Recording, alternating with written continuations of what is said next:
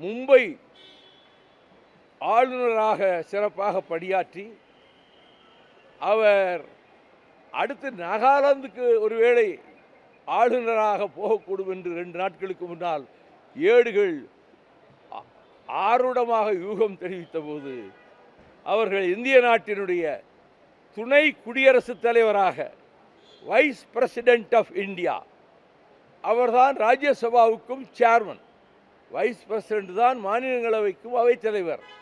அந்த பொறுப்பினை நமது தாய் தமிழகத்தைச் சேர்ந்தவரும்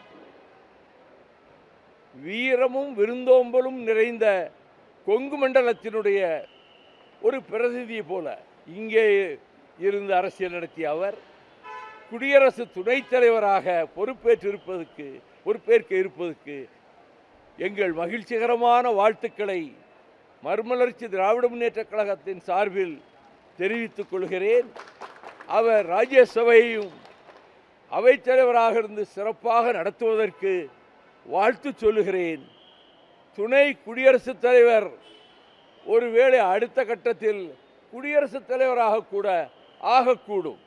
எனவே கட்சி எல்லைகளை கடந்து நம் தாய் தமிழகத்தினுடைய ஒரு தமிழர், நல்ல பண்பாளர், கட்சி எல்லைகளை கடந்து அனைவரையும் மதிக்கக்கூடிய சிபிஆர் அவர்கள் துணை குடியரசுத் தலைவராக பொறுப்பேற்க இருப்பதை உணர்ந்து எங்கள் வாழ்த்துக்களை பாராட்டுக்களை மறுமலர்ச்சி திராவிட முன்னேற்றக் கழகத்தின் சார்பில் தெரிவித்துக் கொள்கிறேன்.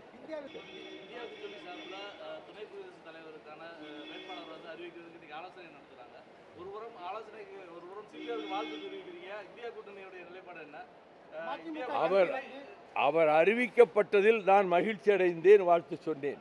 இந்தியா கூட்டணி என்ன முடிவெடுத்து யாரை நிறுத்தப் போகிறார்கள், அங்கே போட்டி இருக்குமா என்று இது பற்றி நான் இப்பொழுது யூகமாக எதுவும் சொல்ல முடியாது. நண்பர் என்ற முறையில் கட்சியை கடந்து அவர் தமிழ்நாட்டைச் சேர்ந்தவர், அவர் துணை குடியரசுத் தலைவராக தேர்ந்தெடுக்கப்பட்டதில் கட்சி ஆச்சரியங்களை மறந்து நான் வாழ்த்துகிறேன்.